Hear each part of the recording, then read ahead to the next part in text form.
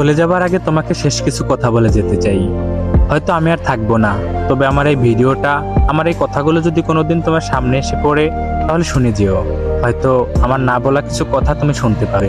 মানুষ বলে দুনিয়া নাকি শান্তির জায়গা নয়, কিন্তু আমি বলি, আমি তোমাকে পেয়ে, তোমার ভালোবাসা পেয়ে যতটা হাসি খুশি থাকতাম, বিশ্বাস করো আমাকে পৃথিবীর সব থেকে দামি সম্পদটা দেওয়া হলেও আমি এতটা হাসি খুশি, এতটা ভালো কখনোই থাকতাম না যতটা হাসি খুশি আমাকে তুমি রেখেছিলে।